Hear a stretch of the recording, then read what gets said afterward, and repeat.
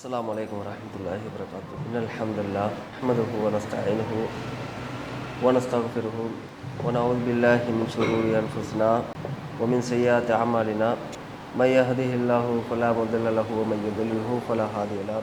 أشهد أن لا إله إلا الله وأشهد أن محمدا عبده ورسوله. أما بعد، يا أيها الناس اتقوا ربكم الذي خلقكم من نفس واحدة وخلق منها زوجها وبث منهما رجالا كثيرا ونساء واتقوا الله الذي تساءلون به والأرحام إن الله كان عليكم رقيبا.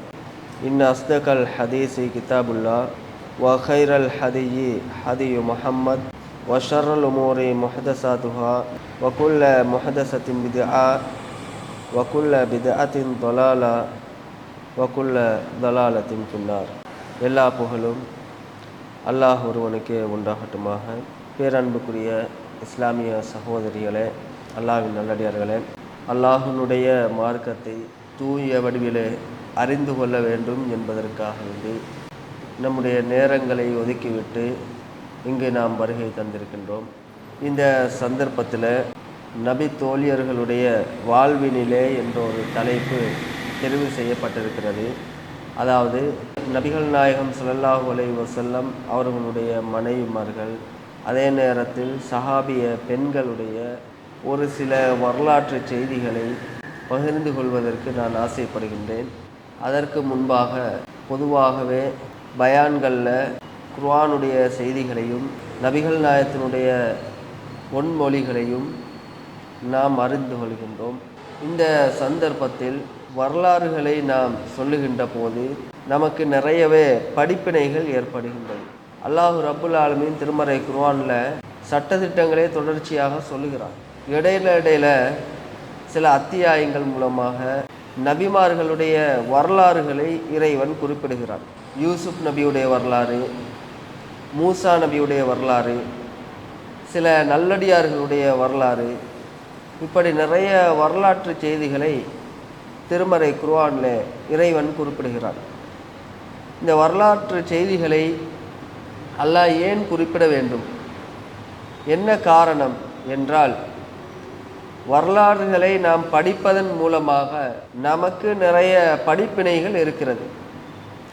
ஏனென்றால் நாம் முன் சென்ற சமுதாய மக்களை போன்று நாங்கள் இருக்க மாட்டோம்.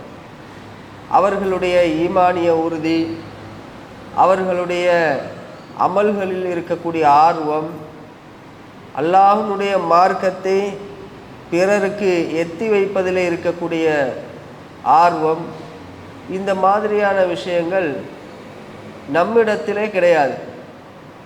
அதனால் அந்த சஹாபிய பெண்களாக இருக்கலாம், சஹாபாக்களாக இருக்கலாம், நபிமார்களாக இருக்கலாம், முன்னோர்களுடைய வரலாறுகளாக இருக்கலாம், இவைகளை அல்லாஹ் அடிக்கடி திருமறை குர்ஆனிலே கூறுவதற்கான காரணம் நாங்கள் படிப்பினை பெற வேண்டும். சஹாபிய பெண்களாக இருக்கலாம், சஹாபாக்களாக இருக்கலாம், அவர்களுடைய வரலாறுகள் குர்ஆனிலே சொல்லப்படவில்லை. ஆனால் சில சஹாபாக்களுடைய செய்திகளை, பெயர் குறிப்பிடப்படாமல் சில செய்திகளை அல்லாஹ் ரப்புல் ஆலமீன் சூசகமாக கூட குர்ஆனில் எடுத்து காட்டுகின்றார். அப்போ அந்த வகையில் வரலாற்று செய்திகளை நாம் படிப்பதன் மூலமாக நமக்கு நிறைய படிப்பினைகள் ஏற்பட வேண்டும். அதன் மூலமாக நம்முடைய வாழ்க்கையில் மாற்றங்கள் ஏற்பட வேண்டும்.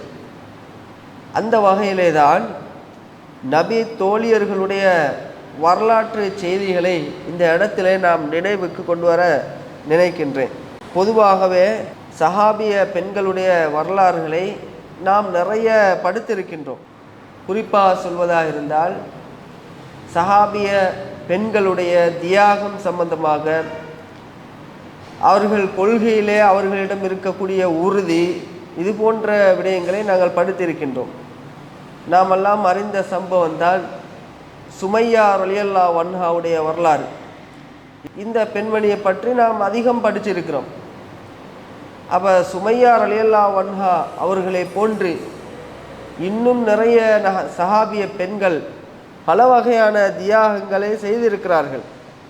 தியாகங்கள் மட்டுமில்லாமல் அமல் ரீதியான தியாகங்கள், அமல்ல அவர்கள் எந்த அளவுக்கு ஆர்வமாக இருந்தார்கள், இது போன்ற செய்திகளை கூட நாம் தெரிந்திருக்கிறோம். அது மட்டும் இல்லாமல் சில சஹாபிய பெண்கள், நபிகள் நாயகத்தினுடைய மனைவிமார்கள், அவர்கள் மார்க்க விடயங்களில் இருக்கக்கூடிய ஆர்வம், குர்ஆனை விளங்குகின்ற விவகாரத்தில் இருக்கக்கூடிய ஒரு துணிச்சல், நல்ல விளக்கம் சஹாபிய பெண்களுக்கு மத்தியிலே இருந்தது. எந்த அளவுக்கு இருந்ததென்றால், ஆயிஷா ரலியல்லாஹு அன்ஹா அவர்களிடத்தில் சில நபித்தோழர்கள் என்ன செய்வார்கள் என்றால், குர்ஆனுடைய விளக்கங்களை கேட்பதற்காக வேண்டி வருவார்கள். சஹாபாக்கள் ஆயிஷா ரலியல்லாஹு அன்ஹாவிடத்தில், ஆயிஷா ரலியல்லாஹு அன்ஹா அவர்கள் வயதில் குறைந்த ஒரு பெண்மணியாக இருந்தாலும் அறிவிலே உயர்ந்தவர்களாக, சஹாபிய பெண்களுக்கு மத்தியிலே ரசூலுல்லாஹ்வுடைய மனைவிமார்களுக்கு மத்தியிலும் அறிவாற்றல் மிக்க, அறிவிலே ஒரு உயர்ந்த ஒரு இடத்தில் இருக்கக்கூடிய ஒரு பெண்மணி தான் ஆயிஷா ரலியல்லாஹு அன்ஹா அவர்கள். அந்த அளவுக்கு அறிவாளியாக இருப்பாங்க. குர்ஆனுடைய சில விளக்கங்களை நுணுக்கமான முறையில் விளங்குவாங்க. அப்படி ஒரு அறிவாளி. இப்போ நாம் கூட சில வசனங்களை படிக்கிறோம், குர்ஆனுடைய வசனங்களை படித்தா அதற்குண்டான விளக்கம் நமக்கு விளங்காது. இன்றைய காலத்தில் முஸ்லீம் சமுதாயத்தை எடுத்துக்கொண்டீர்களே, ஆனால் ஒரு வகையான ஒரு நம்பிக்கை, என்ன நம்பிக்கை? குர்ஆனை விளங்க முடியாது. குர்ஆனை யாரெல்லாம் விளங்க முடியுமா? பாமர மக்களுக்கு குர்ஆனை விளங்க இயலாது. படித்த உலமாக்கள், மார்க்கம் அதாவது அரபு மொழியை படித்தவங்க, இவங்க தான் குர்ஆனை விளங்க முடியும் என்ற நம்பிக்கை முஸ்லீம்களுக்கு மத்தியில் இருப்பதை நாங்கள் பார்க்கிறோம். எத்தனையோ உலமாக்கள் கூட சொல்லுவாங்க. இப்படியான ஒரு கருத்துக்களை மக்கள் மத்தியிலே திணிச்சதன் காரணமாக தான் இன்றைக்கு இஸ்லாமிய சமுதாயத்தில் இல்லாத சடங்கு சம்பிரதாயங்கள், பித்அத்துக்கள் எல்லாம் உருவாகிருக்கிறது. காரணம் என்ன? குர்ஆனை படிக்க விட மாட்டாங்க. சில கொள்கைவாதிகள், அதாவது சில அமைப்புகளில் நாங்கள் பார்க்குறோம். எப்படி தெரியுமா? அவங்க பள்ளிவாசலில் இருப்பாங்க, ஆனால் குர்ஆனை படிக்கவே மாட்டாங்க. குர்ஆனை படிப்பதற்கு விடக்கூட மாட்டாங்க. குர்ஆனை ஓத விடுவார்கள், அரபில் வச்சுக்கிட்டு ஓதுங்க அப்படின்டுவாங்க. ஆனால் அதனுடைய மொழியாக்கத்தை படிப்பதற்கு விட மாட்டாங்க. ஏன் விட மாட்டாங்க? அதை படித்தேன்னு சொன்னா அது நமக்கு விளங்காது, நமக்கு அந்த விளக்கம் இல்லை. அப்போ விளங்குறதுக்கு இந்த குர்ஆனை யாரெல்லாம் விளங்குவார்கள்னு சொன்னால், நல்ல அரபு மொழி படித்தவங்க, மொழியில் நல்ல திறமைசாலிகள், இவங்க தான் குர்ஆனை விளங்க முடியும். இப்படி நம்ம மத்தியில் பல பேர் என்ன சொல்கிறாங்க, சொல்லி கொண்டு தான் இருக்கிறாங்க. அப்போ இது ஒரு தவறான ஒரு கருத்தா இல்லையா? குர்ஆனை படித்தால் யாருக்கும் விளங்க முடியும். குர்ஆன் தமிழாக்கம் இருக்கிறது. குர்ஆனை படித்தால் விளங்க முடியாது என்று சொன்னால் தமிழே தெரியாதுன்னு அர்த்தம். இன்றைக்கி தமிழாக்கத்தை படித்தேன்னு சொன்னால் நமக்கு விளங்காதா? எல்லாருக்கும் விளங்கத்தான் செய்யும். அப்போ அந்த அடிப்படையில் பார்த்தா குர்ஆனை விளங்க முடியாது, விளங்கெடுக்கிறது ரொம்ப கஷ்டம். அதை விளங்கெடுக்குவதற்கு ஷரஹு பார்க்கணும், ஷரஹ்னா விளக்க உரை, அதை பார்க்கணும், பல உலமாக்களுடைய கருத்துக்களை எடுக்கணும். இந்த அடிப்படையில் தான் விளங்க முடியும் என்ற ஒரு கருத்தை இன்றைக்கு மக்கள் மத்தியில், பாமர மக்கள் மத்தியிலே திணிச்சிருக்கிறாங்க. அதனால தான் இன்றைக்கி குர்ஆனை பல பேர் படிக்கிறாங்க இல்லை. அப்போ இது ஒரு தவறான ஒரு நிலைப்பாடு. குர்ஆனை யார் வேணாலும் விளங்கலாம், ஆனால் அதை விளங்கும் போது நுணுக்கமான சில விளக்கங்கள் இருக்குது. சில வார்த்தைகளை நம்ம விளங்குறதுக்கு ரொம்ப கஷ்டமாக தான் இருக்கும். அதில் விளக்கங்கள் எவ்வளோதான் நம்ம படித்து பார்த்தாலும் இதுக்கு விளக்கம் என்னன்னு விளங்காது. ஆனால் அப்படி விளங்காத கட்டத்தில் நாம் என்ன செய்யணும்? நுணுக்கமான முறையில் ஆய்வு செய்து நல்ல சிந்தனையை அதுக்கு செலுத்தி அப்போ என்ன செய்யலாம்? குர்ஆனை என்றைக்கும் விளங்கி கொள்ள முடியும். அந்த ஒரு அடிப்படையில் ஆயிஷா ரலியல்லாஹு அன்ஹா அவர்கள் குர்ஆனை நுணுக்கமான முறையில் விளங்கெடுப்பாங்க. சில குர்ஆனுடைய வசனங்கள் அருளப்பட்டுன்னு சொன்னால் அதை ரசூலுல்லாஹி ஸல்லல்லாஹு அலைஹி வஸல்லம் அவர்கள் எந்த அளவுக்கு மனதிலே பதிய வைப்பார்களோ அது மாதிரி என்ன செய்வாங்க? ஆயிஷா ரலியல்லாஹு அன்ஹா அவர்களும் உள்ளத்தில் ஆழமான முறையிலே அந்த வசனத்தை பதிவு வைத்துக் கொள்வார்கள். சில சட்டங்கள் வருகின்ற போது, யாராவது இதுக்கு விளக்கம் சொல்லுங்க. இது ஒரு கேள்வியில கேட்பாங்க.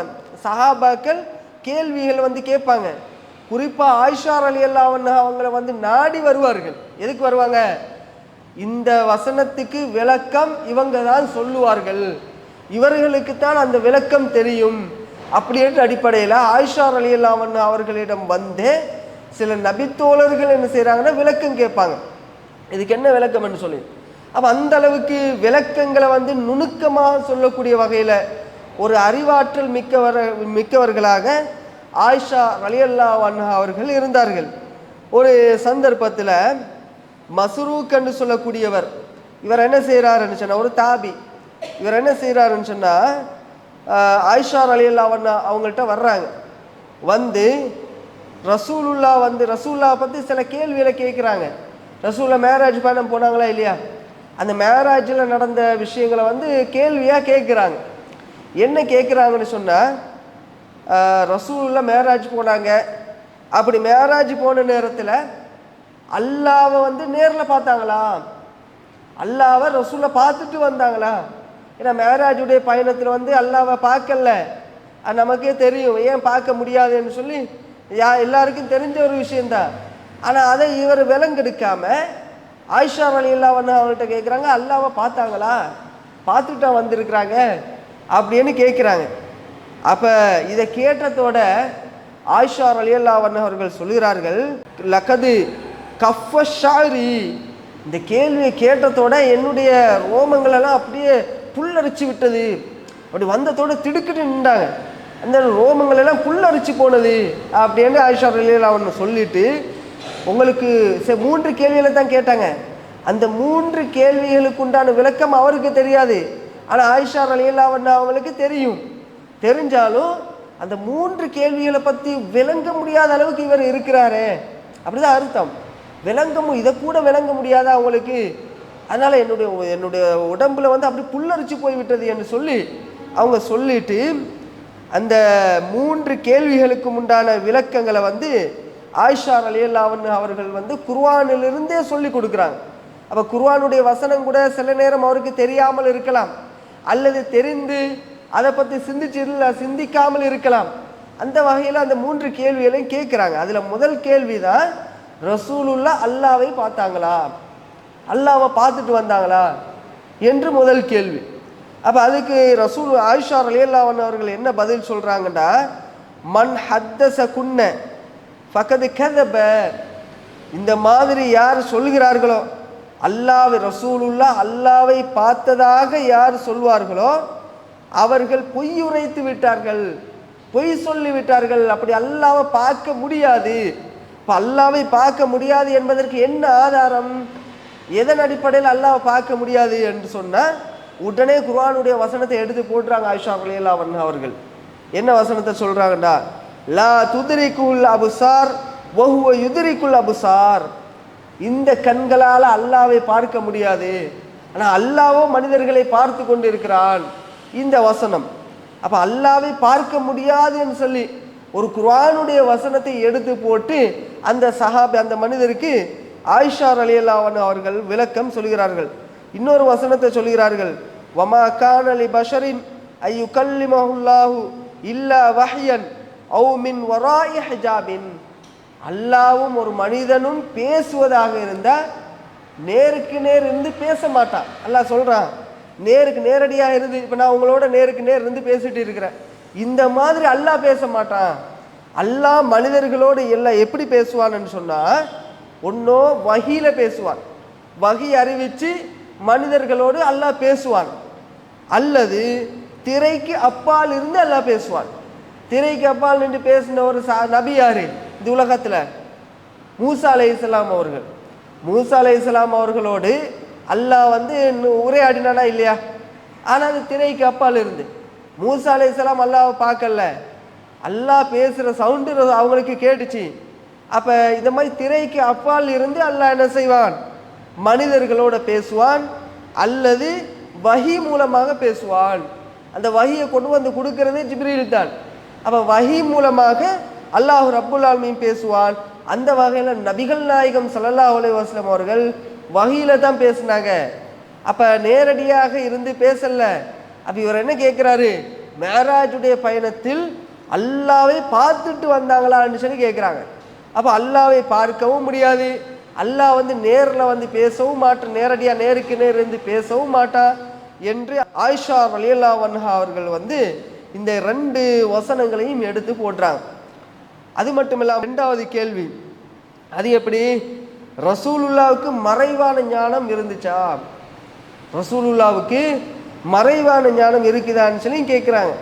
இதுக்கு ஆயிஷா ரலியல்லாஹு அன்ஹா அவர்கள் வந்து அதுக்கும் பதில் சொல்றாங்க. வமா தத்ரி நப்சுன் மாலா தக்ஸிபு கதா, குர்ஆனுடைய வசனத்தை எடுத்து போட்டு ஆயிஷா ரலியல்லாஹு பதில் சொல்கிறார்கள், எந்த ஆத்மாவுக்கும் நாளைக்கு என்ன நடக்க போகுது என்பதை அறிய மாட்டாங்க, எந்த ஆத்மாவும் அறியாது என்று சொல்லி அல்லாஹ்வுடைய அந்த வசனத்தை எடுத்து போட்டாங்க.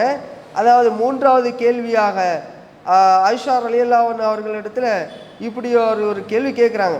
இப்படி 3 கேள்விகளை கேட்குறாங்களா, அப்போ 3 கேள்விகளுக்கும் பதில ஆயிஷா ரலியல்லாஹு அன்ஹா வந்து குர்ஆனிலிருந்து எடுத்து சொல்கிறார்கள் என்றால் இந்த அளவுக்கு ஒரு அறிவாளியா இருந்தார்கள். அறிவுல வந்து ஒரு உயர்ந்த இடத்துல ஆயிஷா ரலியல்லாஹு அன்ஹா அவர்கள் இருந்தார்கள் என்பதற்கு இந்த ஒரு சான்றை நாங்கள் பார்க்கிறோம். சஹீஹ் புகாரியில் பதிவு செய்யப்பட்ட ஒரு செய்தி. அதே போன்றுதான் சஹாபிய பெண்கள் அமல் விஷயங்கள்ல வந்து எந்த அளவுக்கு ஆர்வமாக இருந்தாங்க. இப்போ நம்ம அமல் செய்கிறோமா, இப்போ நாம் முன்பின் சுன்னத்துக்களை வந்து நம்ம எத்தனை பேர் தொழுகிறோம், அது ரொம்ப குறைவு தான். கடமையான தொழுகையை வந்து தொழுகிறதுக்கே நமக்கு டைம் இல்லை, அப்படி தானே பார்க்குறோம். கடமையான தொழுகை வீட்டில் பெண்களாக இருந்தால் கடமையான தொழுகை தொழுகிறதுக்கு டைம் இல்லை. ஏன்னா வீட்டு வேலை, பிள்ளைகளோட வேலையை செய்யணும், அங்கே வீட்டு வேலையை செய்யணும், உடுப்பு கழுவணும், அதை மடித்து வைக்கணும், காய போடணும், இப்படி எத்தனையோ வேலைகள் இருக்குது. வீடு கூட்டுறது, இந்த மாதிரி பல வகையான வேலைகளை நம்ம செய்கிறதுனால நம்ம எப்படி தொழுகிறது, டைம் இல்லையே. சில பெண்கள் என்ன செய்வாங்க, டைமுக்கு தொழுவார்கள். அதே நேரத்தில் சில பெண்கள், கொஞ்சம் வயதான பெண்கள் எல்லாம் அவங்க ஆர்வமாக தொழுகை விஷயத்தில் ஒரு ஆர்வமாக இருப்பாங்க. ஆர்வமாக இருந்து முன்பின் சுன்னத்துக்களை விடாமல் தொழுவார்கள். சில பெண்கள் தஹஜ்ஜத்துடைய நேரத்தில் எழுந்து வளமையாக 4 மணி 3 மணிக்கு எழுந்து என்ன செய்வாங்க, தஹஜ்ஜத் தொழுவார்கள். சில பெண்கள் வந்து லுஹா தொழுவார்கள். இப்படி ஒவ்வொரு பெண்களும் ஒவ்வொரு விதமான ஆர்வத்தோடு இருப்பாங்க. ஆனால் பல பெண்கள் என்ன செய்வாங்கன்னு சொன்னால் அமலுடைய விஷயத்தில் ஆர்வமற்றவர்களாக இருப்பார்கள். ஆனால் ரசூலுல்லாவுடைய காலத்தில் உம்மு ஹபீபா என்று சொல்லக்கூடிய, அதுவும் ரசூலுல்லாவுடைய மனைவி தான், உம்மு ஹபீபா என்று சொல்லக்கூடிய அந்த பெண்மணி ரசூலுல்லாவுடைய மனைவி அமலுக்கு வந்து எந்த அளவுக்கு ஆர்வம் காட்டினார்கள் என்றால், நபிகள் நாயகம் ஸல்லல்லாஹு அலைஹி வஸல்லம் அவர்கள் ஒரு செய்தியில் சொல்கிறார்கள், மன் சல்லா இஸ்னத்தை அஷரத் ரக்காத்தன், யார் ஒரு நாளைக்கு 12 ரக்காத்துக்கள் முன்பின் சுன்னத்துக்கள் 12 ரக்காத்துக்களை தொழுவார்களோ, ஃபி யௌமின் வலைலத்தில், ஒரு நாளைக்கு, புனியலஹு பிஹின்ன பைத்துன் ஃபில் ஜன்னா, அல்லாஹ் ரப்புல் ஆலமீன் அவருக்காக வேண்டி சொர்க்கத்தில் ஒரு மாளிகையை அமைத்து கொடுப்பான் அப்படின்னு ரசூலுல்லாஹ் சொல்றாங்க. சொல்லும்போது பக்கத்தில் யார் இருக்கிறாங்க, யார்கிட்ட சொல்றாங்கன்னா உம்மு ஹபீபா கிட்ட. அவங்க பக்கத்தில் இருந்து கேட்டுக்கொண்டு இருக்கிறாங்களா. இப்போ ரசூலுல்லாஹ் சொன்ன அந்த நிமிஷத்திலிருந்து இவங்களோட ஆர்வம் எப்படி இருந்தது. அன்றைய நாள் முறை அவங்க சொல்றாங்க, ஃபமா தரக்துஹுன்ன முந்து சமிஅதுஹுன்ன மின் ரசூல் ஸல்லல்லாஹு அலைஹி வஸல்லம், ரசூலுல்லாஹ்விடமிருந்து இந்த வார்த்தையை கேட்ட நாளிலிருந்து, அந்த கேட்ட அந்த நிமிஷத்திலிருந்து என்னுடைய வாழ்நாளில் ஒரு நாள் கூட நான் விட்டதில்லை முன்பின் சுன்னத்துக்களை. ஒரு நாளைக்கு 12 ரக்காத்துகள் தொழுவதில் நாம் ஒரு நாள் கூட விட்டதில்லை என்று உம்மு ஹபீபா ரலியல்லாஹு அன்ஹா அவர்கள் வந்து சொல்கிறார்கள். இப்போ இந்த செய்தியை உம்மு ஹபீபா கிட்டேருந்து யார் கேட்டு இருக்கிறாங்க, இப்படி படித்தரமாக ஒவ்வொருத்தராக கேட்பாங்களா இல்லையா. அதில் உம்மு ஹபீபாவிடம் இருந்து அன்பசா என்று சொல்லக்கூடிய ஒரு தாபி அவர் படிக்கிறாரு. உம்மு ரசூலுல்லா கிட்டேருந்து உம்மு ஹபீபா கேட்குறாங்க. உம்மு ஹபீபா கிட்டேருந்து அன்பசா என்று சொல்லக்கூடிய ஒரு தாபி அவர் கேட்குறாரு. அவர் கேட்டபோது அவரும் சொல்றாரு என்ன தெரியுமா, ஃபமா தரக்துஹுன்ன முன்சு சமிஅதுஹுன்ன மின் உம்மு ஹபீபா, இந்த செய்தியை உம்மு ஹபீபாவிடமிருந்து கேட்ட நாளிலிருந்து ஒரு நாள் சரி நானும் விட்டதில்லை அவங்க சொல்றாங்க. அது ஒரு தாபி. அப்ப நானும் இதை கேட்ட நாளிலிருந்து விட்டதே இல்லை, ஒவ்வொரு நாளும் நான் தொழுது வருகிறேன். எதுக்கு தொழுகிறேன், சொர்க்கத்தில் ஒரு மாளிகை வேண்டும் என்பதற்காக, சொர்க்கத்தில் ஒரு மாளிகைக்காக வேண்டி இந்த மாதிரி நாங்கள் தொழுது வந்தோம். அதுக்கு பிறகு அந்த அன்பசா என்று சொல்லக்கூடிய தாபி இருக்காரா இல்லையா, அவர்கிட்ட இருந்து அம்ரிபினு அவுஸ் என்று சொல்லக்கூடியவர் கேட்கிறாரு. அவர்கிட்ட இருந்து இவர் படிக்கிறாரு. படித்ததோட அவரும் சொல்கிறாரு, மா தரத்து உன்ன முன்பு சமயத்து மின்ன அன்பசா, அன்பசாவிடம் இருந்து நான் கேட்ட நாளிலிருந்து ஒரு நாள் கூட இந்த முன்பின் சுண்ணத்துக்களை நான் விட்டதே கிடையாது, அவ தொடர்ந்து நான் தொழுது வந்தேன் என்று சொல்லி அவரும் சொல்றாரு. இந்த அம்ரிபினு அவுஸிடம் இருந்து நோமான் என்று சொல்ல, நோமான் இப்னு சாலிம் என்று சொல்லக்கூடியவர் அவர் கேட்கிறாரு. அவர் கேட்டு அவர் என்ன செய்யறாருன்னு அவரும் சொல்றாரு, நானும் இந்த மாதிரி விட்டதே கிடையாது, தொடர்ந்து இவரிடமிருந்து நான் கேட்ட நாளிலிருந்து கடைசி வரைக்கும் இன்று வரைக்கும் நான் இதை என்ன செய்கிறேன், நான் தொழுது கொண்டு இருக்கிறேன் என்று சொல்லி அவரும் சொல்றாரு. அவர்கிட்ட இருந்து புகாரி இமாம் கேட்குறாங்க. புகாரி இமாம் அப்படி சொன்னதா வரல.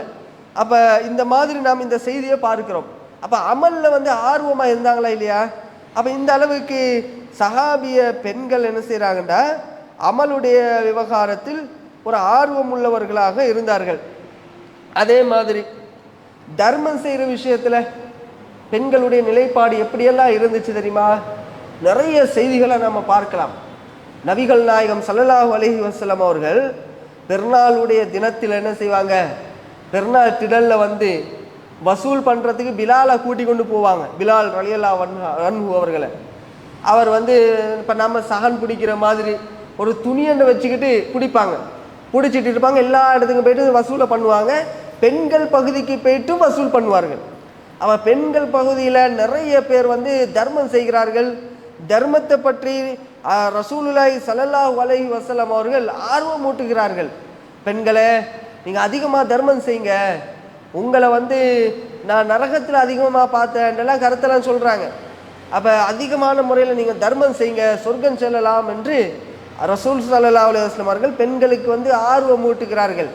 இப்படி ஆர்வம் ஊட்டுகின்ற அந்த நிமிஷத்திலிருந்து பெண்கள் நல்ல ஆர்வமாக என்ன செய்கிறாங்க, அவங்களோட கை வளையங்களை கலட்டி போட்டுறாங்க, காது வளையங்களை கலட்டி போட்டுறாங்க. மாலையெல்லாம் போட்டதா இல்லை, காது வளையங்கள் கை வளையங்களை போட்டதாக ஹதீஸில் பார்க்கிறோம்.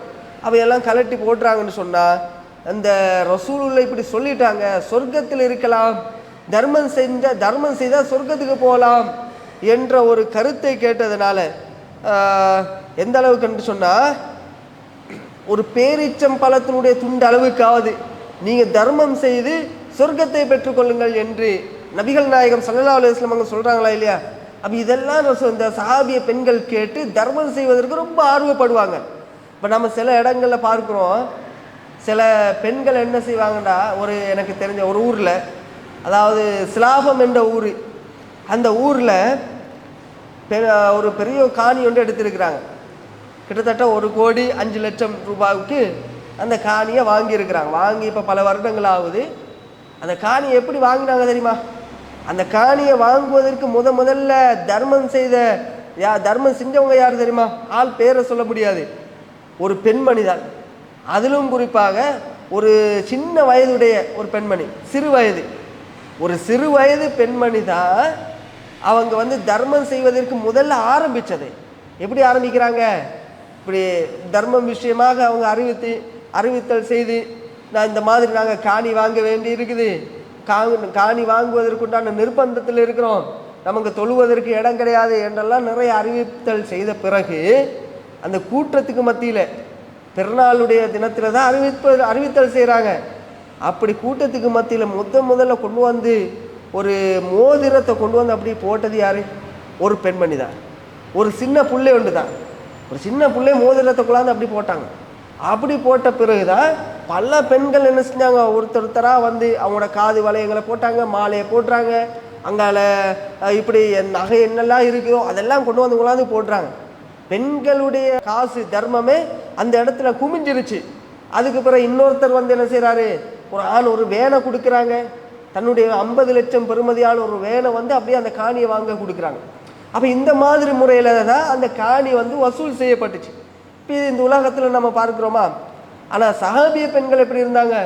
இந்த மாதிரி ஆர்வமாக இருந்தாங்க, தர்மம் செய்து தங்களுடைய நகைகளை அப்படி கலட்டி போடக்கூடிய அளவுக்கு இருந்தார்கள். இதில் ஜெய்னப் ரலியல்லாஹு அன்ஹா அவர்கள், ஜெய்னப் ரலியல்லாஹு இப்னு மசூதுடைய மனைவி தான் ஜெய்னப் ரலியல்லாஹு அன்ஹு அவர்கள். இந்த ஜெய்னப் ரலியல்லாஹு அன்ஹா வந்து நல்ல செல்வந்தராக இருந்தாங்க. நிறைய காசு பணம் இருக்குது, காசுகள் புழங்குற அளவுக்கு ஒரு செல்வந்தராக இருந்தார்கள். அவங்களோட உம்மா அப்பா நல்லா செல்வந்தராக இருந்திருப்பாங்க. ஆனால் இவங்க முடிச்சிருக்கிறது யார? இப்னு மசூத் ரலியல்லாஹு அன்ஹு அவர்களை. இவங்க வந்து ரொம்ப கஷ்டவாளியாக இருக்கிறாங்க. அப்போ அந்த அளவுக்கு ஒரு கஷ்டவாளியாகத்தான் ஜெய்னப் ரலியல்லாஹு அன்ஹாவுடைய கணவன் இருந்தார்கள்.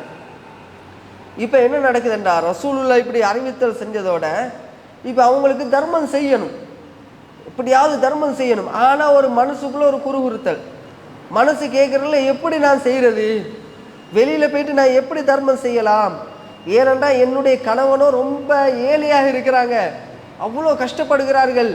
என்னுடைய கணவனை விட்டுட்டு, அது என்னுடைய உறவுக்காரர் என்னுடைய கணவன், அவரை விட்டுட்டு நான் எப்படி வெளியில் போயிட்டு தர்மம் செய்கிறது? இப்படியான ஒரு மனசுக்குள்ள ஒரு குறுகுறுத்தல். இப்போ ரசூலுல்லாஹ் இப்போ அந்த சபையே கலைஞ்சிருச்சு, ரசூலுல்லாஹ் வீட்டுக்கு போயிட்டாங்க. இப்போ இவங்க என்ன செய்கிறாங்கன்னு சொன்னால், ரசூலுல்லாவை சந்திப்பதற்காக வேண்டி வீட்டுக்கு போகிறாங்க. வீட்டுக்கு போயிட்டு என்ன செய்கிறாங்கன்னு சொன்னால், ரசூலுல்லாஹ்ட்ட இதை பற்றி கேட்குறாங்க. அல்லாஹ்வின் தூதரே, நீங்கள் இந்த மாதிரி தர்மத்தை பற்றி வலியுறுத்தினீங்க, தர்மம் செய்வதற்கு எனக்கு ஆர்வமாக இருக்குது, ஆனாலும் என்னுடைய மனசு இடம் கொடுக்குதில்லை. ஏன் இடம் கொடுக்குதில்லை? என்னுடைய கணவன் ஏழையாக இருக்கிறாங்க, ஒரு கஷ்டவாளி, வறுமை கோட்டில் இருக்கிறாங்க. அவங்களை தாண்டி நான் எப்படி வெளியில் போய்ட்டு தர்மம் கொடுக்கறது? எனவே என்னுடைய தர்மத்தை, நான் கொடுக்குற அந்த தர்மத்தை வந்து இவங்களுக்கு கொடுக்கலாமா, என் கணவனுக்கு கொடுக்கலாமா அப்படின்னு இவங்க கேட்குறாங்களா? கேட்டதோட அப்போ ரசூலுல்லாஹ் சொல்கிறாங்க, பிலால் ரலியல்லாஹு அன்ஹு அவங்கள்ட்ட தான் சொல்லி அனுப்புகிறாங்க, தாராளமாக கொடுக்க சொல்லுங்க. உன் கணவனுக்கு நீ கொடுத்தால் 2 கூலிகள் உனக்கு கிடைத்து விடும். உன் கணவனை விட்டுட்டு நீ வெளியில் கொடுத்தா உனக்கு 1 கூலி தான் கிடைக்கும் என்று ரசூலுல்லாஹ் சொல்கிறாங்க. அப்போ என்ன அர்த்தம்? நம்ம தர்மம் செய்யும் போது யாருக்கிட்டேருந்து ஆரம்பிக்கணும்? முதல்ல நம்முடைய உறவை தான் கொடுக்கணும், உறவினர்களை தான் நம்ம முற்படுத்தணும். அப்போ உறவினர்களுக்கு நம்ம தர்மத்தை முற்படுத்தினோமே ஆனால் கிடைக்கிற கூலி வந்து டபுளாக கிடைக்கும். உறவுகள் அல்லாதவர்களுக்கு வெளியில் நம்ம தர்மம் செய்வோமே ஆனால் நமக்கு அந்த தர்மத்தினுடைய கூலி தான் கிடைக்கும். இங்கே தர்மத்துடைய கூலியும் கிடைக்கும், உறவை முற்படுத்தினோம் என்ற அடிப்படையில் வரக்கூடிய அந்த கூலியும் நமக்கு கிடைத்துவிடும். அப்போ ஜைனப் ரலியல்லாஹு அன்ஹா அவர்கள் வந்து அந்த அடிப்படையில் தன்னுடைய கணவனுக்கு தர்மம் செய்கின்ற வகையில் அவங்கள மாற்றிக்கொண்டாங்க. அவள் கணவனுக்கு தான் முதல்ல தர்மம் செய்யணும். இப்போ நிறைய செய்திகளை நம்ம பார்க்குறோமா இல்லையா? அதே நேரத்தில் தர்மம் விஷயத்தில் வந்து கணவன்மார்கள் தர்மம் கொடுக்கறதுக்கு நிறைய ஆர்வமாக இருப்பாங்களா இல்லையா? அப்படி ஆர்வமாக இருக்கிற நேரத்தில் பெண்களாகி நாங்கள் என்ன செய்யணும்? அவங்களுக்கு உறுதுணையாக இருக்கணும், ஒத்துழைப்பாக இருக்கணும். இதுக்கு ஒரு சான்றாக நான் ஏற்கனவே இதுக்கு முன்னாடி கூட நான் அதை சொல்லியிருப்பேன். ஒரு அழகான ஒரு செய்தி தான். என்ன செய்தி? அபு தஹ்தா என்று சொல்லக்கூடிய ஒரு நபித்தோழர், இந்த அபு தஹ்தாவுடைய மனைவி உம்மு தஹ்தா என்று சொல்லக்கூடிய பெண்மணி, இவங்க வந்து எந்த அளவுக்கு கணவனுக்கு ஒத்துழைப்பு செய்கிறாங்க என்பதற்கு நல்ல ஒரு அழகான ஒரு சம்பவம் தான் இந்த சம்பவம். என்ன சம்பவம்னு சொன்னால், நபிகள் நாயகம் ஸல்லல்லாஹு அலைஹி வஸல்லம் அவர்களிடம் ஒரு நபித்தோழர் வாராரு, ஒரு முறைப்பாடு, ஒரு கம்ப்ளைண்ட்டை முன்வைக்கிறதுக்காக வேண்டி அவர் வாராரா. வந்து ரசூலுல்லாஹ்ட்ட கம்ப்ளைண்ட்டை முன்வைக்கிறாங்க. அல்லாஹ்வின் தூதரே, நான் என்னுடைய தோட்டத்தில் சுற்றுச்சுவர் கட்ட போகிறேன், அதாவது என் தோட்டத்தில் சுற்றி வளைச்சி தாப்பை கட்ட போகிறேன். ஆனால் என்னுடைய தோட்டத்தில் தாப்பை கட்டுவதற்கு முடியல. ஏன் முடியல?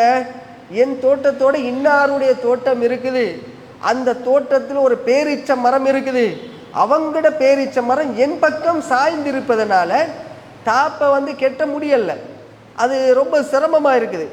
எனவே அந்த பேரீச்ச மரத்தை எனக்கு வாங்கி கொடுங்க. எனக்கு வாங்கி கொடுத்தீர்களே, ஆனால் அப்போ அதை வெட்டி போட்டுட்டு என்ன செய்யலாம், எனக்கு அந்த தாப்பையோ கெட்டிடலாமா இல்லையா? அந்த அடிப்படையில் இவர் காசுக்கு வாங்குறதுக்காக வேண்டி ரசூலுல்லாஹ்ட்ட வந்து சொல்கிறாங்க. ரசூலுல்லாஹ் என்ன செய்கிறாங்கண்டா, சம்பந்தப்பட்ட அந்த பேரீச்ச மர உரிமையாளர் வந்து கூப்பிட்டுறாங்களா, அவரும் வந்து நிற்கிறாரு. அவர்கிட்ட கேட்குறாரு, உன்னுடைய பேரீச்ச மரம் இன்னாருக்கு இடையூறாக இருக்குது, அவர் சுற்றுச்சுவர் கெட்ட போகிறாரு, எனவே அந்த மரத்தை நீ இன்னாருக்கு விற்று விடலாமே, அதை காசுக்கு வித்துடப்பா அப்படின்னு ரசூல்லா சொல்றாங்க. அப்ப அவர் சொல்றாரு, அல்லாஹ்வின் தூதரே அதை என்னால் தர முடியாது, அந்த மரத்தை நான் விற்க மாட்டேன் என்று மறுத்துடுறார். அப்ப நபிகள் நாயகம் என்ன செய்யறாங்கண்டா, இப்ப இவர் மறுத்ததன் காரணமாக ரசூலுல்லா மறுமை ஆசையை விட்டு பார்க்குறாங்க. மறுமை ஆசைன்னா எப்படி, இந்த மரத்தை நீ வித்தால், காசுக்காக வேண்டி நீ கொடுத்தால், மறுமையில சொர்க்கத்தில் உனக்கு பேரிச்ச மரம் கிடைத்து விடும் அப்படின்னு சொல்றாங்க. இப்ப ரசூலுல்லாவுடைய நாவால சொர்க்கத்தில் உனக்கு பேரிச்ச மரம் கிடைக்கும் என்ற என்ன அர்த்தம், அந்த சஹாபி சொர்க்கம் போவார்ன்ற அர்த்தம், முன்னறிவிப்பு செய்யறாங்கன்னு அர்த்தம். இப்ப முன்னறிவிப்பு செஞ்சா, ரசூலுல்லா முன்னறிவிப்பு செஞ்சா நடக்குமா இல்லையா? அப்ப முன்னறிவிப்பு செய்யற விஷயத்த கூட அந்த சஹாபி விலங்கெடுக்கல, அதையும் விலங்கெடுக்காம அவங்க முடியலன்னு சொன்னதுக்கு பிறகு ரசூலுல்லாவும் என்ன செய்யறாங்கன்னா அந்த சபையை கலைக்கப்படுது. இவ்வளவு பேச்சுவார்த்தைகள்லாம் நடந்து கொண்டிருக்கும் போது பக்கத்துல யார் இருக்கிறான்னா அபூ தஹ்தா ரலியல்லாஹு அன்ஹு அவர்கள் இருக்கிறாங்க. அவர் என்ன செய்யறாருன்னு சொன்னா யோசிக்கிறாரு, ரசூலுல்லாவுடைய சொல்ல, அல்லாஹ்வுடைய தூதர் இப்படி சொல்றாங்களே, இந்த மரத்துக்கு பகரமா சொர்க்கத்தில் ஒரு மரம் இருப்பதா சொல்றாங்களே, இது அற்புதமான ஒரு விஷயமே. அப்ப அந்த மரத்தை நாங்க வாங்கி அதை நாம கொடுத்துட்டா, அப்ப சொர்க்கத்தில் எங்களுக்கு மரம் உண்டோ, எங்களுக்கு மரம் கிடைக்குமா இல்லையா அப்படின்ற அடிப்படையில் அவங்க யோசிச்சு இப்ப இவங்க நினைக்கிறாங்க, எப்படியாவது அந்த மரத்தை நாங்க வாங்குவோம். இவர் போறாரு, அபூ தஹ்தா ரலியல்லாஹு அன்ஹு அவர்கள் அந்த மனிதர் இடத்துல போயிட்டு, அந்த மரத்தை எனக்கு கொடுங்க, அந்த மரத்துக்கு பகரமாக என்னுடைய வீட்டு தோட்டத்தை உனக்கு நான் தருகிறேன். எப்படி சொல்றாங்க, வீட்டுக்குள்ளதான் மனைவி இருக்கிறாங்க, மனைவி வீட்டுக்குள்ள வீட்டு தோட்டத்தை உனக்கு நான் தருகிறேன் என்று இவர் மனைவி கிட்டே மசூரா பண்ணாம இவருடைய இஷ்டத்துல அவரே சொல்றாரு, என் வீட்டு தோட்டத்தை தருகிறேன், அந்த மரத்தை எனக்கு கொடுத்துரு அப்படின்னு சொன்னதோட அவர் சம்மதிக்கிறார். சரி ஓகே நான் தாரேன். இப்ப டீல் முடியுது, அவங்க ரெண்டு பேருக்கு மத்தியில ஒப்பந்தம் முடியுதா, இவர் மரத்தை வாங்கியாச்சு, வீட்டையும் கொடுத்தாச்சு. ஆனா வீட்டுக்குள்ள மனைவியும் இருக்கிறாங்க.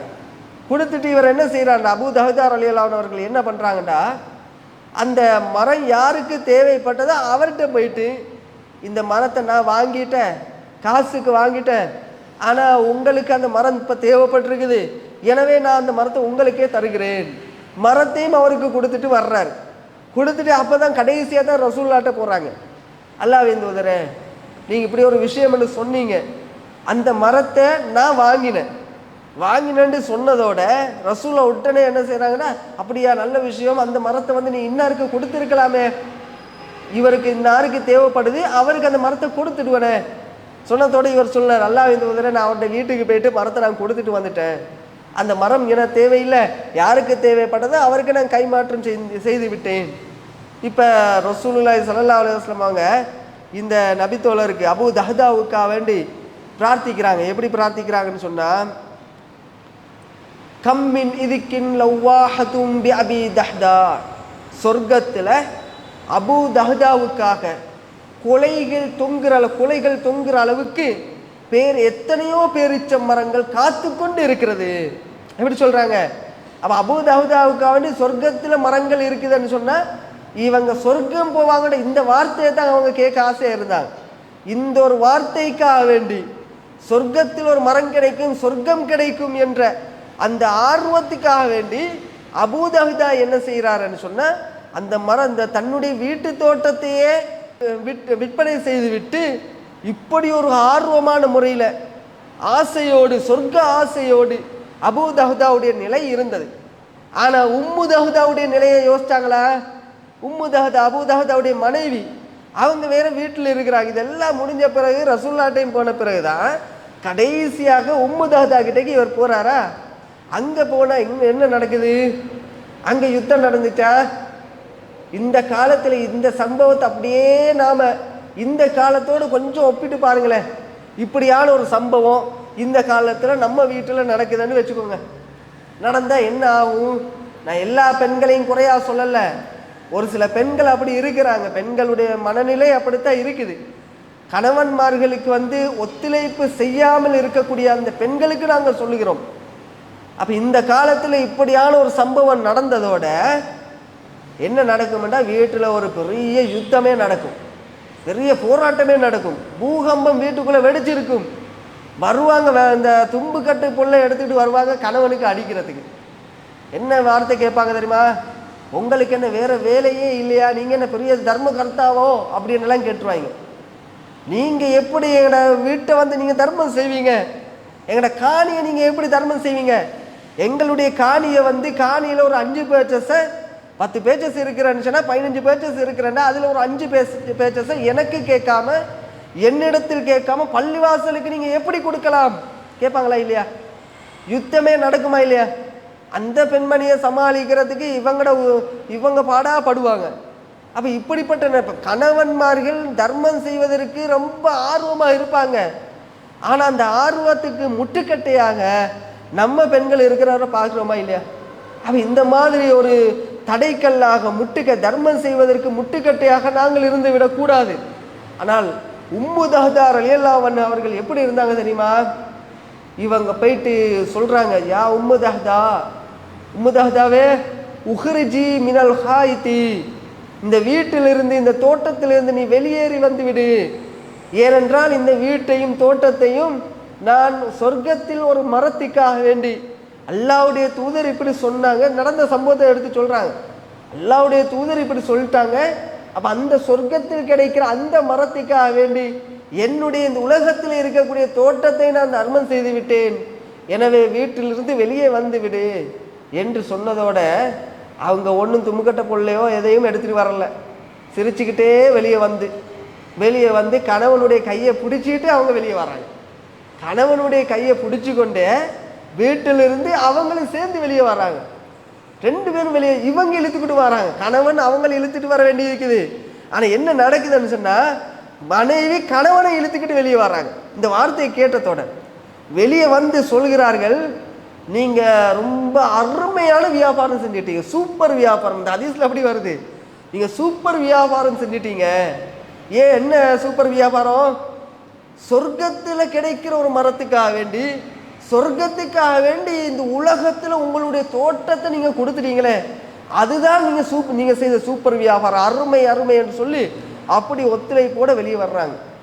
அப்போ இந்த சம்பவத்தை நம்ம பார்க்கிறோமா? இப்படி இருந்தாங்க சஹாபிய பெண்கள் தர்மம் செய்கிற விஷயத்துல எல்லாம் இந்த அளவுக்கு ஆர்வமாகவும் சொர்க்கத்தை பெறுவதற்காக வேண்டிய ஆசையோடு கணவன்மார்களுக்கு ஒத்துழைப்பு செய்கின்ற வகையில தான் சஹாபிய பெண்கள் வந்து இருந்ததை வந்து நாங்கள் பார்க்குறோம். அப்போ இது ஒரு செய்தி. அதே மாதிரி இன்னும் எந்த அளவுக்கு செய்திகள் இருக்குதுன்னு சொன்னால், அபூ தல்ஹாவுடைய ஒரு வரலாற்று செய்தியை பார்த்தோம்னு சொன்னால், கணவனுக்கு மனைவிமார்கள் எந்த அளவுக்கு ஒத்துழைப்பு செய்வாங்க என்பதற்கு இன்னும் ஒரு அழகான ஒரு சான்று தான் இந்த செய்தியை கூட நீங்கள் படிச்சிருப்பீங்க. அபூ தல்ஹா ரலியல்லாஹு அன்ஹு அவர்கள் மதீனாவில் ஒரு செல்வந்தராக இருந்தாங்க, ஆண் பிள்ளைகள் எல்லாம் இருந்தாங்க. இந்த அபூ தல்ஹா ரலியல்லாஹு அன்ஹு அவர்கள் காலையில் வீட்டை விட்டு வெளியே போகிறாங்க தொழில் செய்வதற்காக வேண்டி. ஆனால் ஒரு நாள் அவங்களோட மகனுக்கு வந்து காய்ச்சல் ஏற்படுது, நோய்வாய்ப்பட்டு கடுமையான ஒரு காய்ச்சல் ஏற்பட்டதுனால அப்போ காலையிலே சொல்லிட்டு போகிறாங்க, மகனை வந்து கொஞ்சம் நல்லா பார்த்துக்கங்க மனைவி கிட்ட. மகனை உம்மு சுலைம் ரலியல்லாஹு அன்ஹா மனைவி உம்மு சுலைம் அவங்கள்ட்ட சொல்லிட்டு போகிறாங்க, மகனை நல்லா பார்த்துக்கோங்க. சொல்லிட்டு போன பிறகு மாலை நேரம் ஆயின பிறகு அவர் வீட்டுக்கு வர்றார்.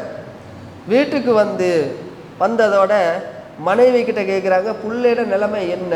புள்ளைய போய் பார்க்கல, ஏன்னா தூங்குற டைம் தானே, பார்க்காமலேயே புள்ளையிட நிலைமை என்ன, இப்போ உடம்புல நல்லமா என்கிற மாதிரி கேட்குறாங்களா. கேட்டதோட அவங்க சொல்கிறாங்க பதில், உங்கள் பிள்ளை வந்து முன்பு இருந்ததை விட அமைதியாக இருக்கிறாங்க, முன்பு இருந்ததை விட சிறப்பாக இருக்கிறாங்க, நல்ல இடத்துல இருக்கிறாங்க. இப்போ அவங்க எப்படி புரிஞ்சு கொள்கிறாங்க? இப்போ நல்லா தான் இருப்பாங்க, உடம்புலாம் நல்லா காய்ச்சல்லாம் இறங்கி நல்ல இந்த நல்ல முறையில் இருப்பாங்கன்னு சொல்லி அவங்க நினச்சிக்கிட்டு, இப்போ உம்மு சுலைம் ரலியல்லாஹு அன்ஹா வந்து அவங்களோட மனசில் கவலை. என்ன கவலை? புள்ள மௌத்தாவியாச்சு, புள்ள மௌத்து. வீட்டுக்குள்ளே அவர் கணவனுக்கு தெரியாமல் அவங்க வீட்டுக்குள்ளே இந்த மகனை வச்சிருக்கிறாங்க.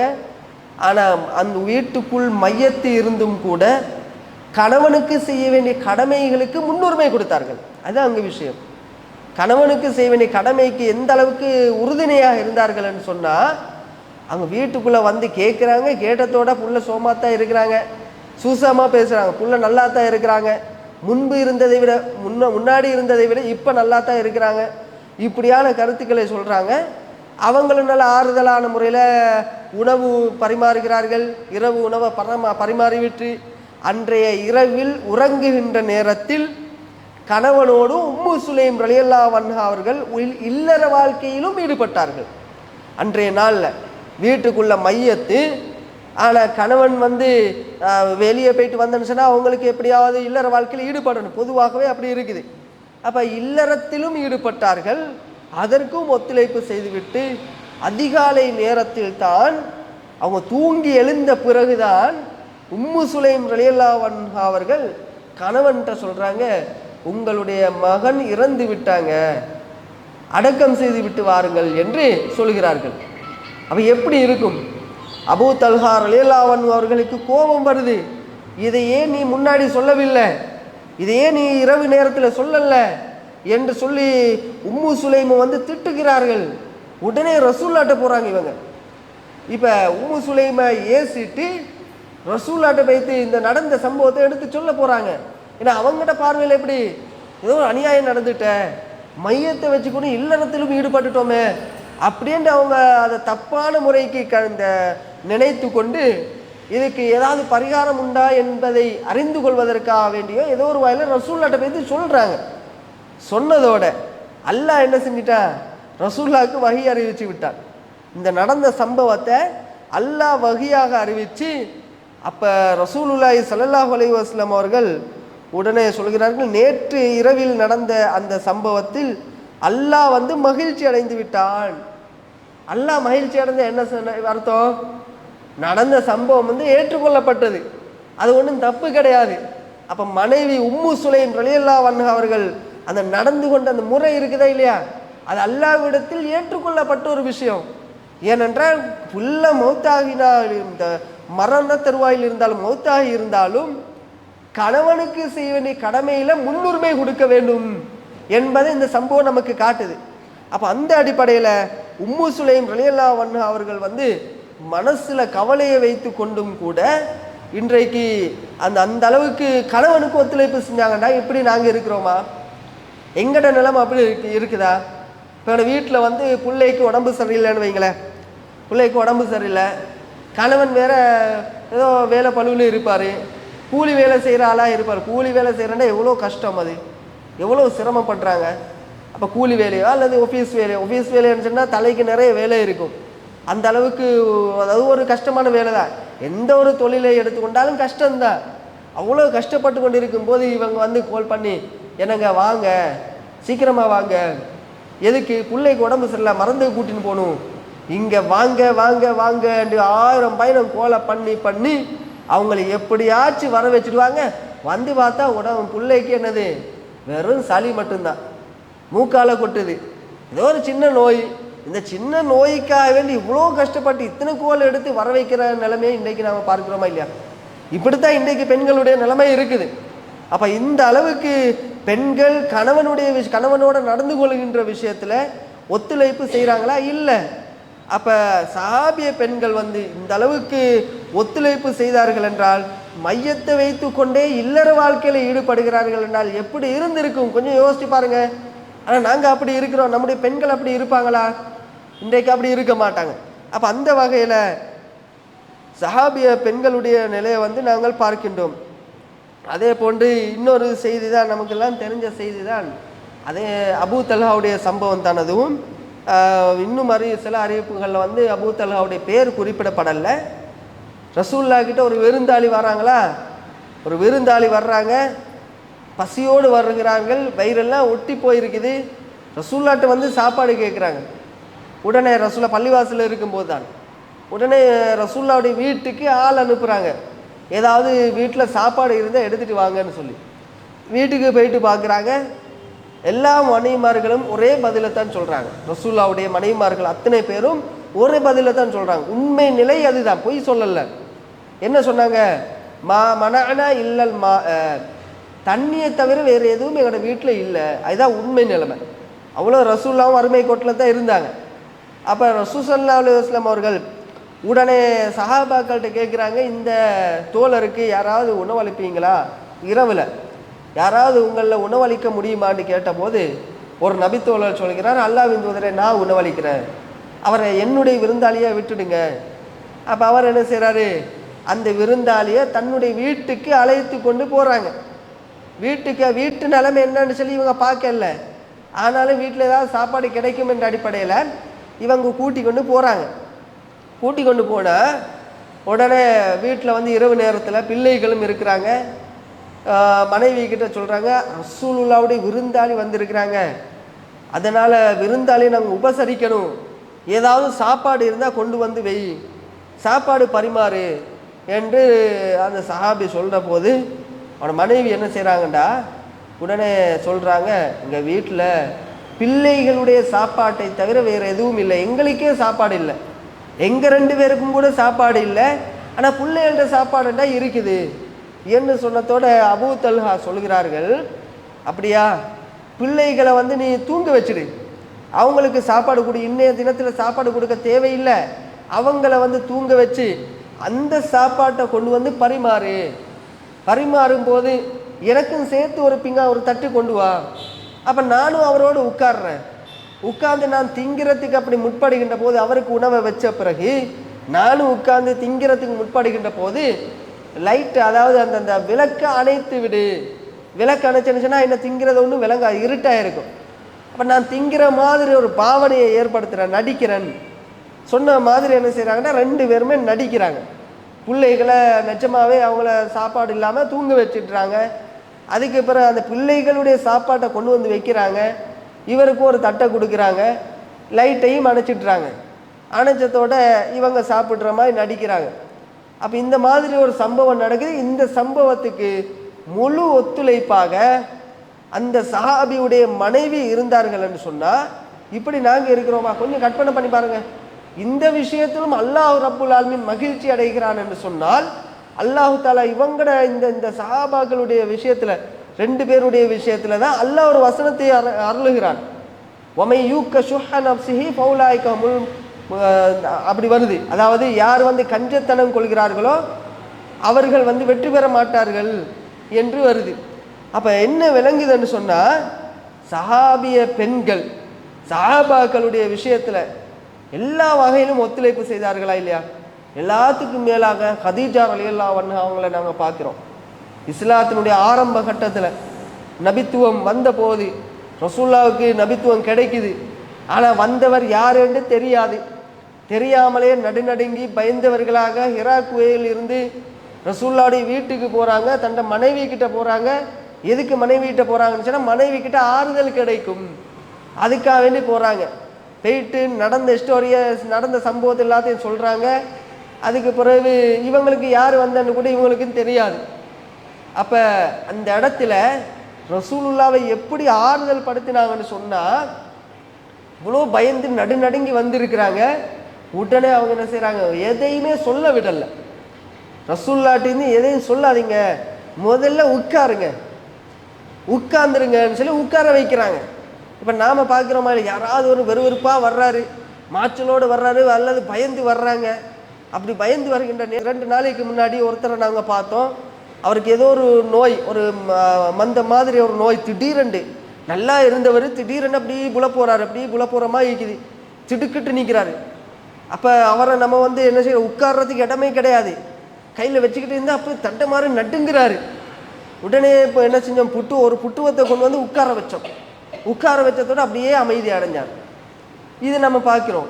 இப்போ அந்த மாதிரி ரசூல் ஸல்லல்லாஹு அலைஹி வஸல்லம் அவர்களை எப்படி உட்கார வைக்கிறாங்க, உட்கார வச்சுட்டு இப்போ நடந்த சப்ஜெக்டை ஆறுதலாக சொல்லுங்க.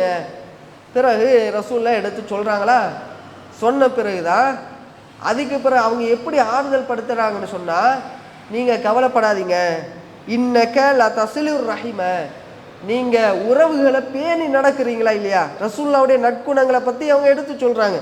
நீங்கள் உறவை பேணி நடக்கிறீங்க, நீங்கள் வதஹ்மிலுல் கல்ல வதக்ஸிபுல் மாதூம, இயலாதவர்களுக்கு நீங்கள் உதவி செய்கிறீங்க, இயலாதவர்களுக்கு உதவி செய்கிறதும், அதே மாதிரி கஷ்டவாளிகளுக்கு நீங்கள் உழைத்து கொடுப்பதும், இது உங்களுடைய ஒரு பண்பாட்டில் இருக்குதே.